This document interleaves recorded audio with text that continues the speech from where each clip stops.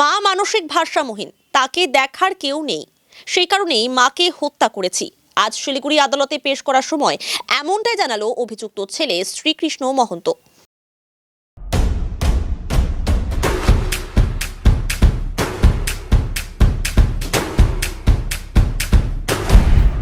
Stay tuned. প্রসঙ্গত, সম্পত্তি লোভে গতকাল নিজের মাকে শ্বাসরোধ করে খুন করে ছেলে। শিলিগুড়ি পুর নিগমের 20 নম্বর ওয়ার্ডের দুর্গাদাস কলোনির ঘটনা। স্থানীয় সূত্রে জানা গিয়েছে, অভিযুক্ত ছেলে শ্রীকৃষ্ণ মহন্ত প্রায়শই সম্পত্তির জন্য তার মা মঞ্জু মহন্তকে মারধর করত।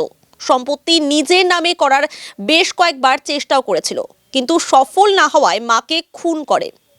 গতকাল ঘটনার পরই শিলিগুড়ি থানার পুলিশ অভিযুক্তকে গ্রেফতার করে। আজ তাকে শিলিগুড়ি আদালতে পেশ করা হয়। কেন মারলা নিজের মাইকে?